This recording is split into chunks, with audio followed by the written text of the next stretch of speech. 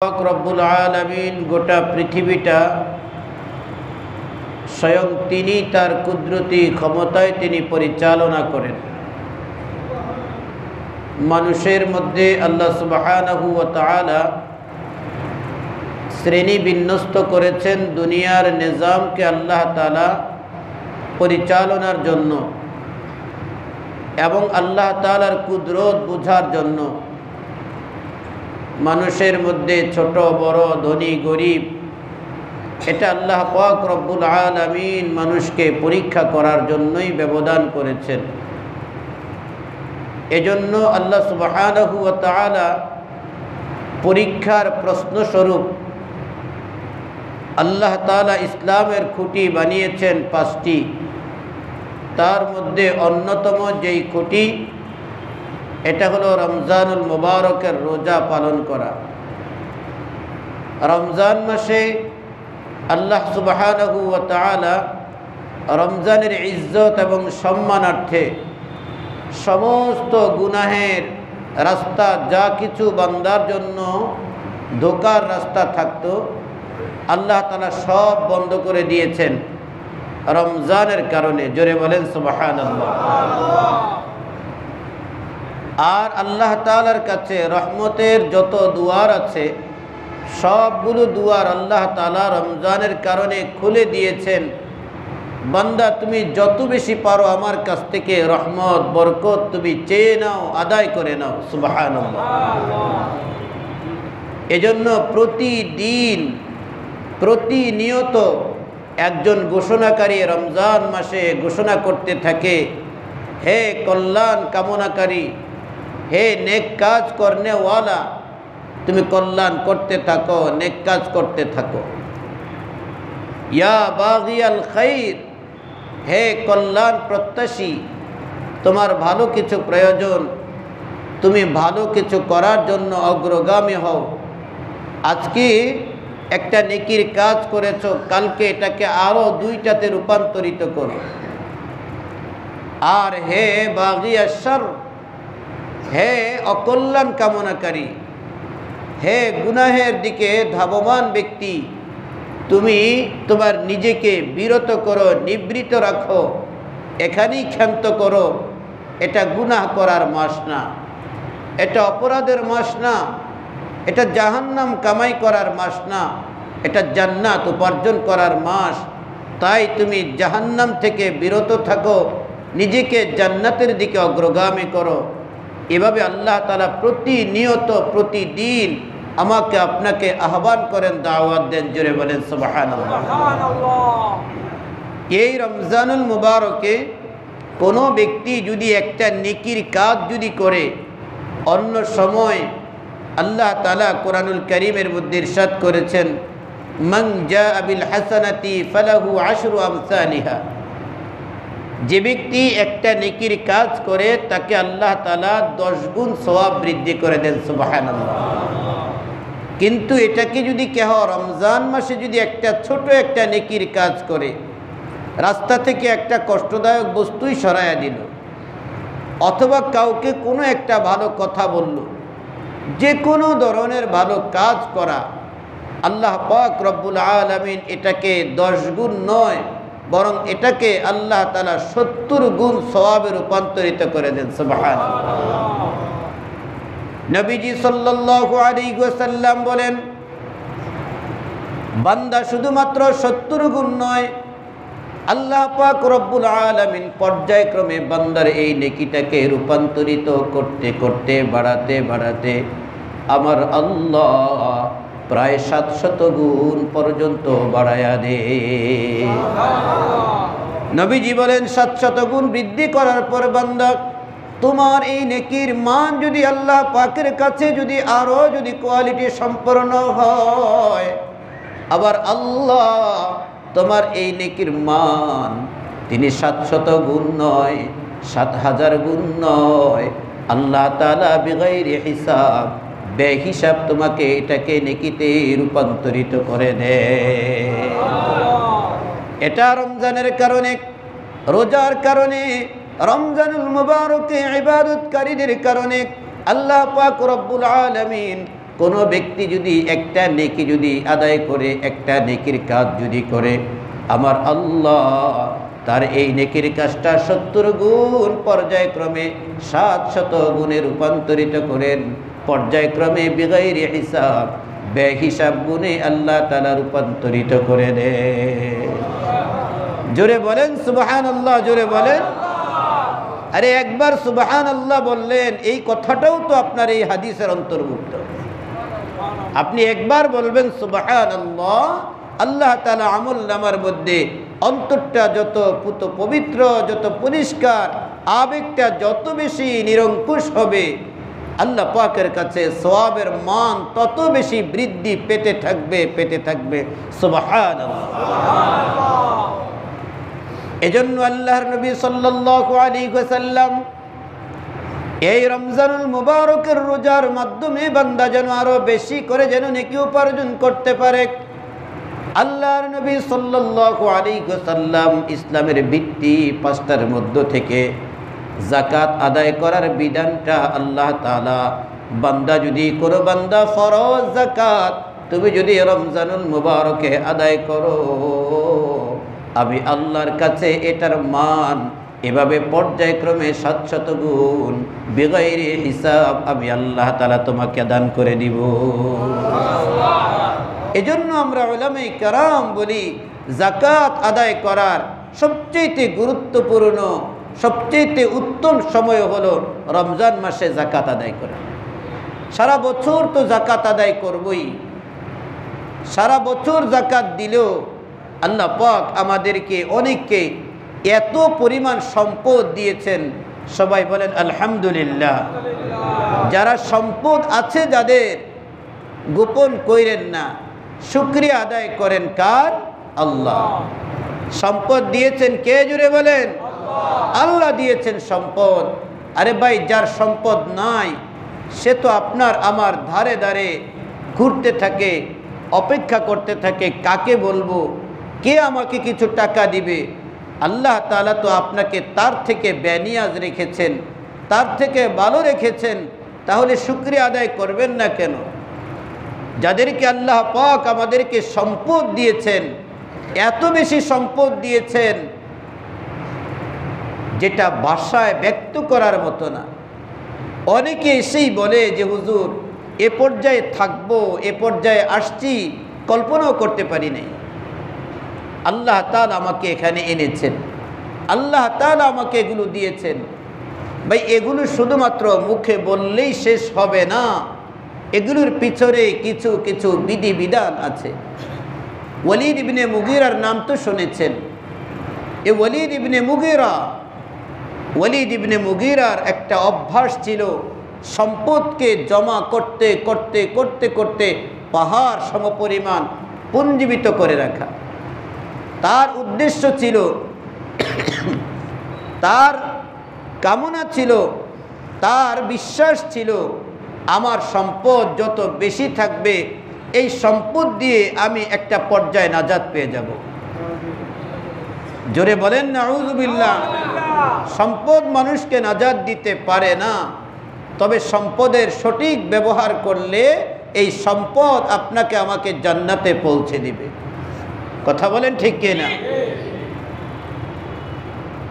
সূরা হুমাযা একটি সূরা, এটা আমরা সবাই জানি।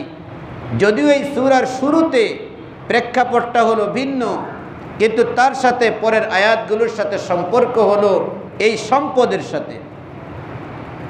ওয়ালিদ ইবনে মুগীরা তার বিশ্বাস ছিল, সে দৈনন্দিন, প্রতিদিন, প্রতি সপ্তাহ, প্রতি মাস, প্রতি বছর গণনা করত আমার কত টাকার ব্যালেন্স আছে, আমার এখান থেকে কমলো কিনা, এখান থেকে কমানো যাবে না।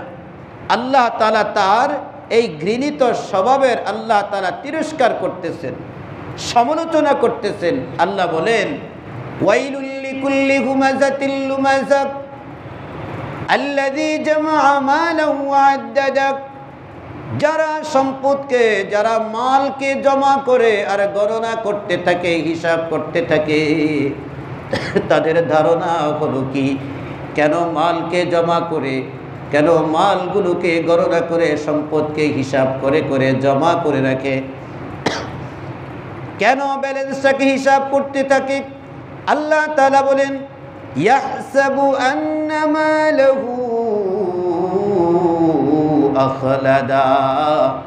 তার বিশ্বাস, তার ধারণা, আমার এই সম্পদ, আমার এই মাল, আমার এই খনিজ আমাকে চিরকাল বাঁচিয়ে রাখবে, আমাকে রক্ষা করবে, আমাকে সাপোর্ট দিবে, আমাকে বিপদের মুসিবতের সময় আমার পাশে এসে দাঁড়াবে। আল্লাহ বলতেছেন, কাল্লা, না না না, কখনো তোমার সম্পদ তোমাকে সাপোর্ট দিতে পারবে না। বরং এই সম্পদ তোমাকে কাল্লা লায়ুমবাযান্না ফিল হুতামা, তোমাকে হুতামা নামক জাহান্নামের মধ্যে সম্পদ তোমাকে নিক্ষেপ করবে। যদি তুমি সম্পদের সঠিক ব্যবহার যদি করতে না পারো, লায়ুমবাযান্না ফিল হুতামা, এই হুতামা নামক জাহান্নামের মধ্যে তোমাকে নিক্ষেপ করবে। হুতামা কি জিনিস তোমরা কি জানো? আল্লাহ তাআলা তার হাবিবকে বলতেছেন, ওগো আমার প্রিয় নবী, আপনি কি জানেন হুতামার পরিচয় কি? ওয়ামা আদরাকা মাল হুতামা নারুল্লাহিল মুকাদা। এটা হলো আল্লাহ পাক রব্বুল আলামিনের প্রজ্বলিত একটা আগুনের একটা কুণ্ডলী। জোরে বলেন নাউযুবিল্লাহ। আমার আপনার প্রজ্বলিত, আমার আপনার বানানো আয়নাঘর যদি এত কঠিন হয়, আমার আপনার বানানো শাস্তির কারাগার যদি এত যদি বিভীষিকাময় যদি হয়, আমার আপনার শাস্তি যদি এত ভয়ঙ্কর যদি হয়, যার ব্যাপারে স্বয়ং তিনি নিজেই ঘোষণা করেন, ইন্না বাতশা রাব্বিকা লাশাদীদ, তার শাস্তি কত ভয়ঙ্কর হবে বলেন। তার ব্যাপারে তিনি বলতেছেন, হুতামার পরিচয় কি তুমি জানো? নারুল্লাহিল মুকাদা, এটা হলো আল্লাহর আগুন, যে আগুন আল্লাহ তাআলা স্বয়ং ফেরেশতার মাধ্যমে জ্বালিয়েছেন, আল্লাহ পাক প্রজ্বলন করেছেন যেই আগুন, এটার নাম হলো হুতামা।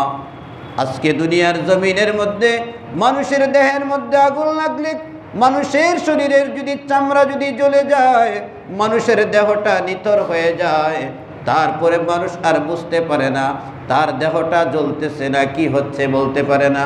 আল্লাহ তাআলা বলেন যে না না না, এটা এমন একটা আগুন, এটা মানুষের দেহ জ্বালানোর সাথে সাথে মানুষের কলিজা পর্যন্ত জ্বালিয়ে দেয়। জোরে বলেন নাউযুবিল্লাহ।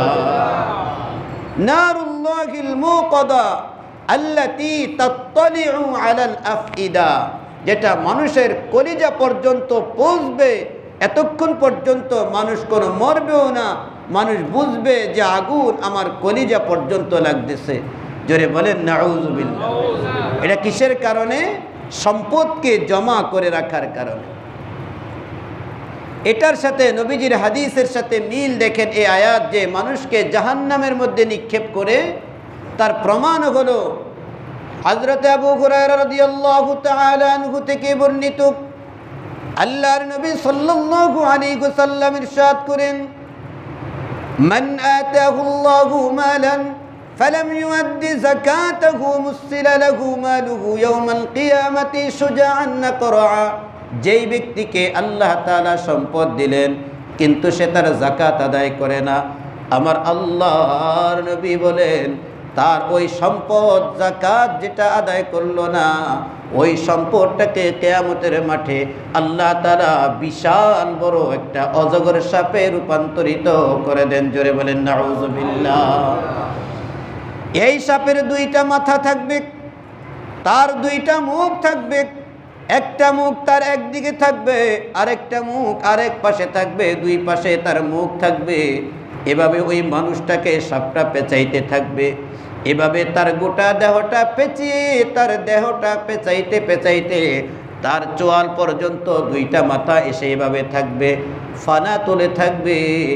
আর এক একবার তার চোয়ালের মধ্যে এভাবে আক্রমণ করবে আর বলতে থাকবে আনা মালুকা আনা কানজুকা, আনা মালুকা আনা কানজুকা, আমি হলাম তোমার সম্পদ, আমি হলাম তোমাদের খনিজ, আমি হলাম তোমার ব্যালেন্স, যেটাকে তুমি মুহাব্বত করে রেখে দিয়েছো, তার হক তুমি আদায় করো নাই, আজকে তার স্বাদ তুমি আস্বাদন করো। জোরে বলেন নাউযুবিল্লাহ।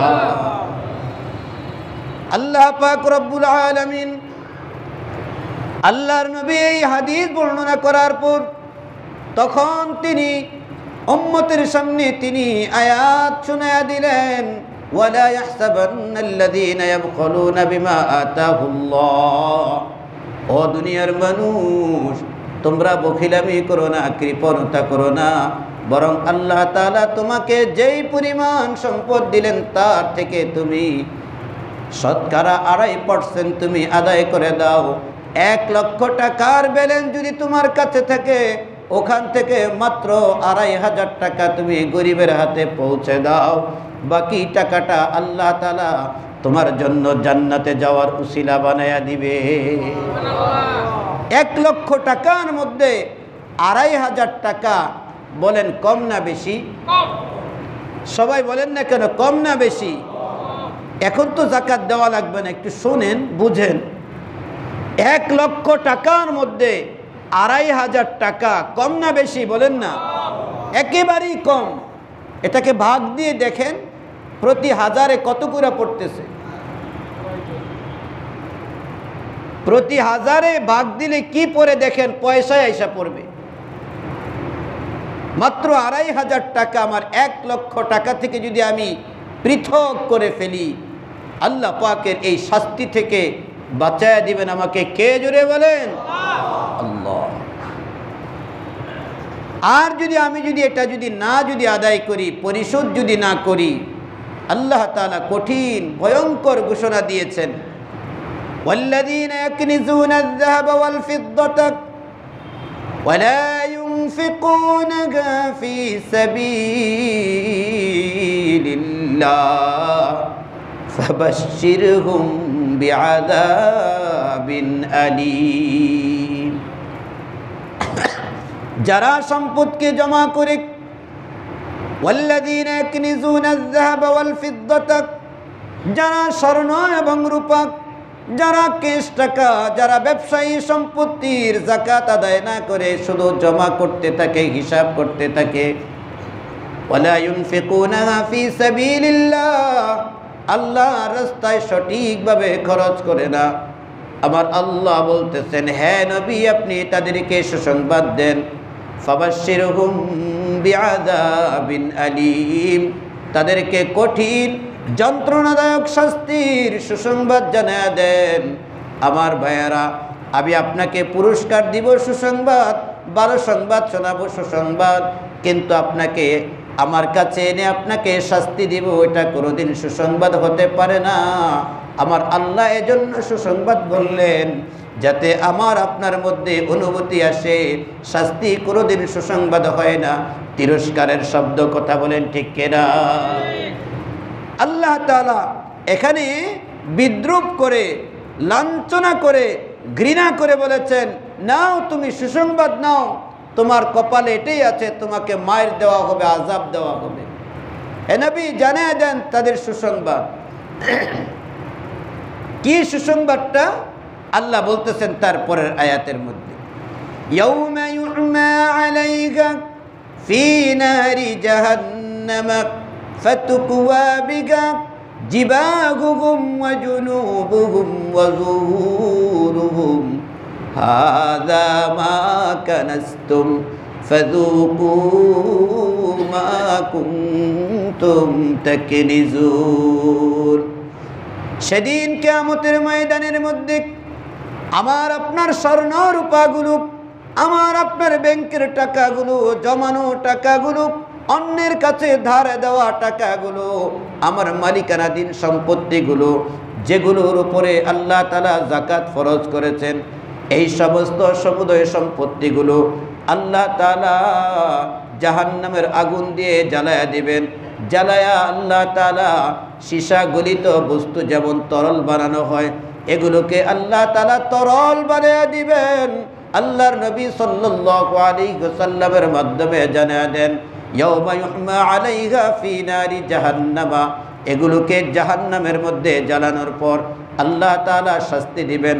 ফাতুকুয়া বিহা জিবাহুহুম ওয়া জুনুবুহুম ওয়া যুহুরুহুম, তাদেরকে প্রথমত কপালের মধ্যে দাগ দেওয়া হবে, অতঃপর তাদেরকে ডান পাঁজরের মধ্যে, বাম পাঁজরের মধ্যে, তাদের পিঠের মধ্যে, এভাবে চতুর্দিকে তাদেরকে দাগ দেওয়া হবে। কারণ হলো আমাদের কাছে যখন যাকাতের জন্য, ফিতরার জন্য কোনো গরিব মিসকিন যদি অথবা কোনো মাদ্রাসার থেকে যদি দান নেওয়ার জন্য যখন আমাদের কাছে কেউ যখন আসে, আমি তো দেই না, দেওয়ার কোনো ইচ্ছাও থাকে না, সাথে সাথে কতগুলো তিরস্কারের শব্দ ব্যবহার করি আর কপালের মধ্যে ৩-৪টা ভাঁজ ফলাইয়া দেই।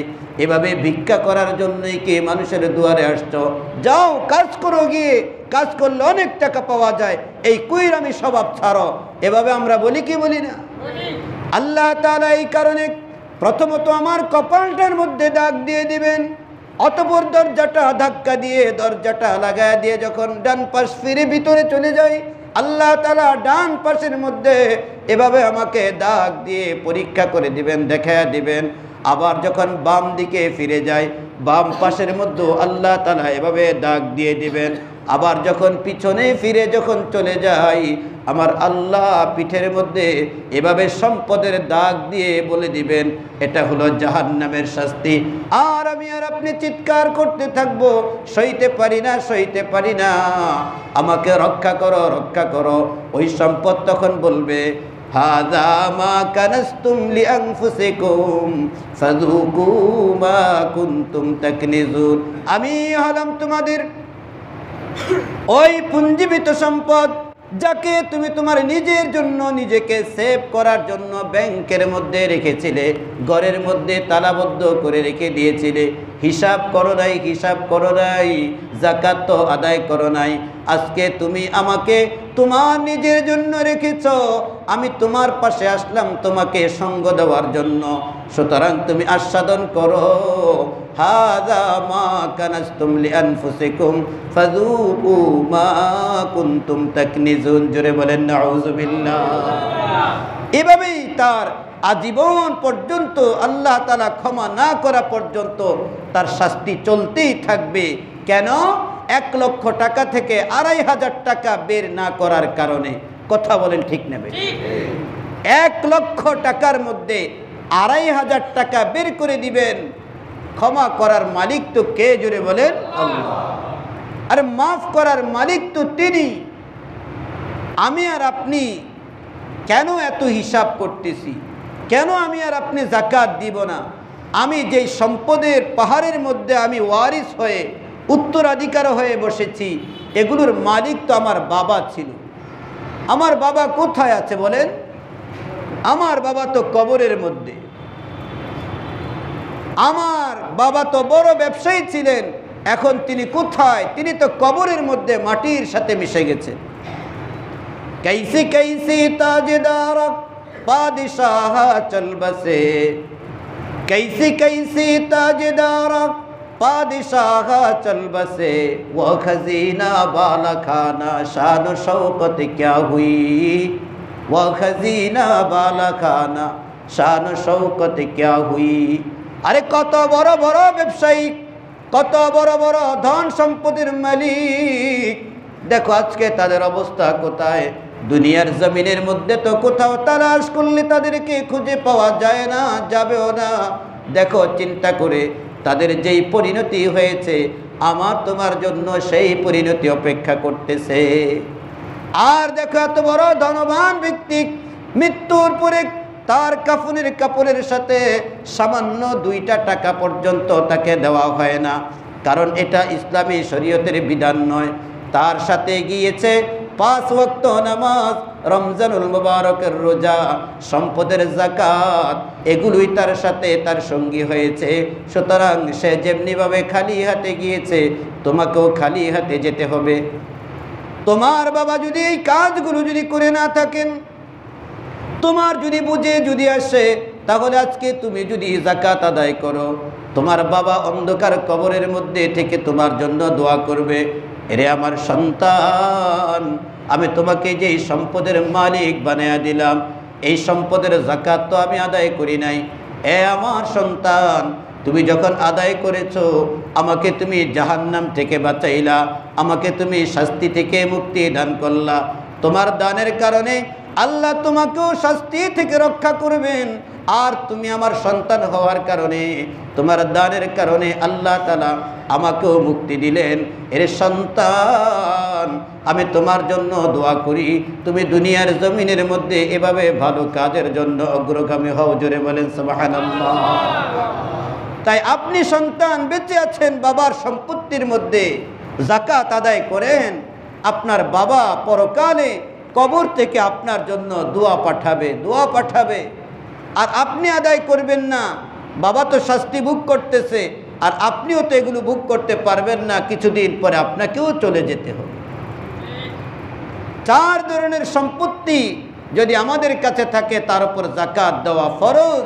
1 বছর যদি অতিবাহিত হয়, আর সেটা যদি ঋণ অতিরিক্ত যদি হয়, 1 নাম্বার হলো স্বর্ণ, আরেকটা হলো রূপা, আরেকটা হলো ক্যাশ টাকা, আরেকটা হলো ব্যবসায়ী সম্পত্তি।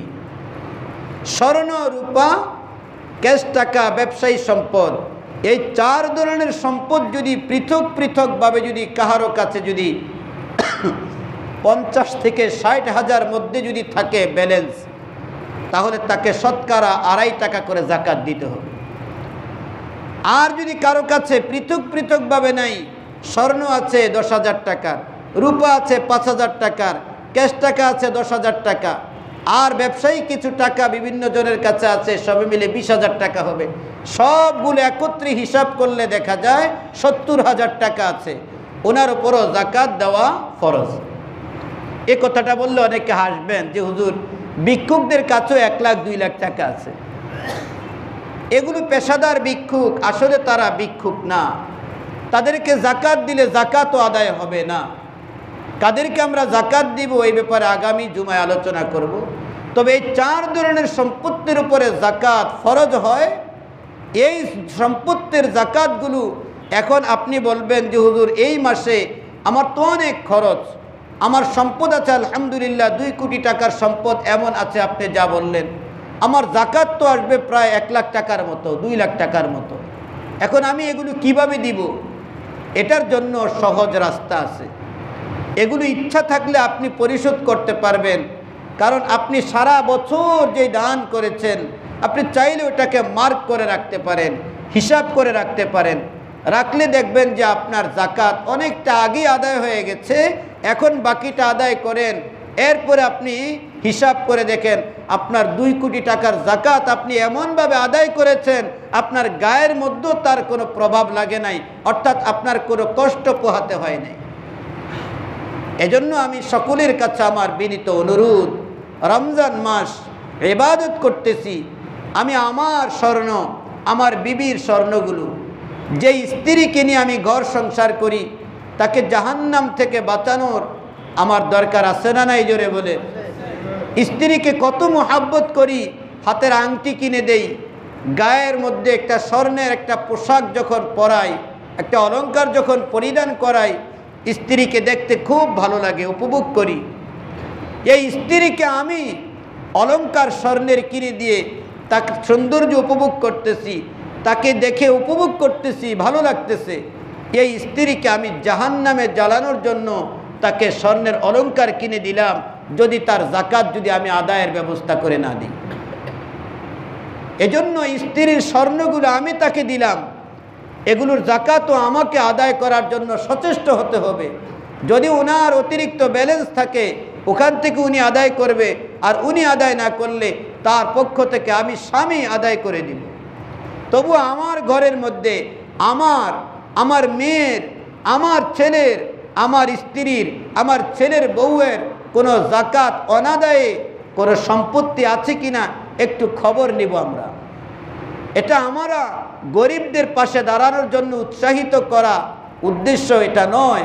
উদ্দেশ্য হলো এটার সাথে সাথে জাহান্নাম থেকে বাঁচানো।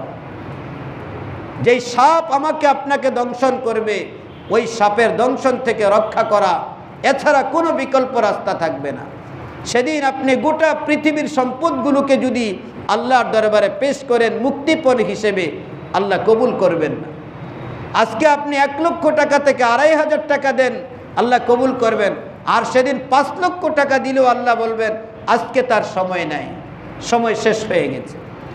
এজন্য আমরা সবাই যাকাত আদায় করতে রাজি আছি তো ইনশাআল্লাহ।